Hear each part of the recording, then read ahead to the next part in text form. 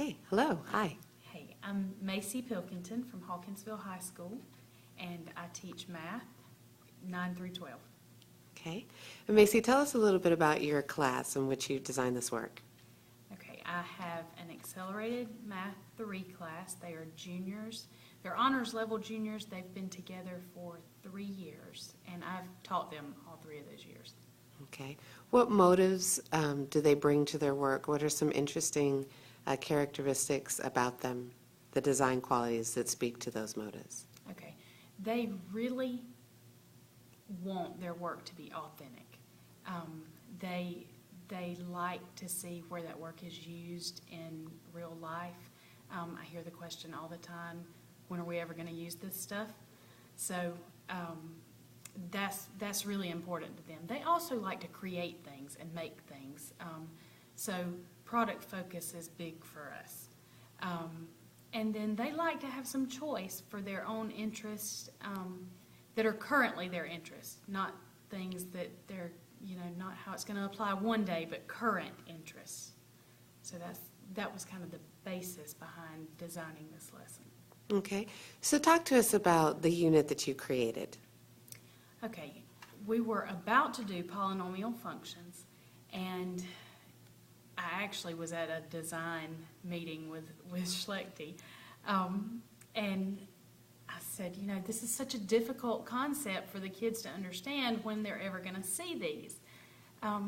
So designing the lesson, I was talking with a group of teachers about what things do we see in real life that fluctuate up and down like a polynomial function might do. And so we started talking about things like sporting events, things like cell phone service and the amount of bars that a cell phone has, money and finances, and all of those things are very applicable to the student's life right now. Music, they all like music. So those were some topics that we gave, that we came up with to give this class. Then the students chose which of those topics were most important to them, that interested them the most.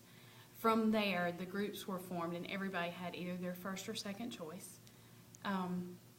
And then they engaged in conversation with me, where I asked them questions like, what about a football game might go up and then down, up and then down? So that's where the process started. Okay. What is the picture of success? Like, what were you really trying to get them to be able to do? Okay, my goal in one sentence was for them to be able to see polynomial functions and their characteristics, the intervals of increase and decrease, the domain, the range, all of those things in the context of a real life situation. Okay. And what were some of the products or the process by which they went to create this work?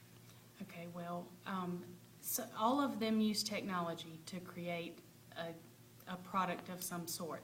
Some used Prezi, some used PowerPoint, and as we went through the process, they journaled daily, they gave each other feedback on their work within the group,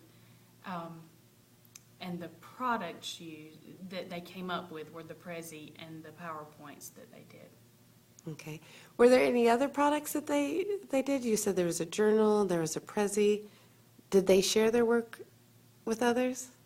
Well, they presented to the class and did a oral presentation and kind of defended their characteristics of the functions, explained how those characteristics related to their situation. And so the kids were able to see several different places in their life where polynomial functions actually apply. As wonderful as this sounds, a question might be, how do you know they know all the standards? How did you ensure that standards that were missing from that product were also assessed? Okay, well, we together, the class and myself, designed the rubric that we were going to use. And we looked at the standards, and anything that wasn't presented with this real-life application problem, anything that wasn't presented they had a discussion with me, and they were given problems like math problems, like you would see on a normal test, to work out over those standards. So they would discuss those standards within the group and then submit those in addition to this product. Wonderful. So how did it go? Did you see that they were able to make that authentic application, that they could see those characteristics? How did they feel about their work? Well, they loved this work. They took ownership of it. They were so excited about doing these presentations. There were a few things in the project that, certainly I need to look back and address from the teaching side of it, because, sometimes when you create a function, you don't end up with a perfect little interval of increase or a perfect little end behavior.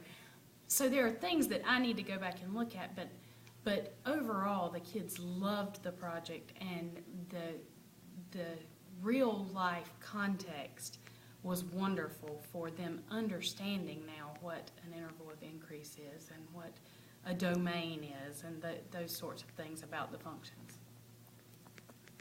Thank you, Maisie.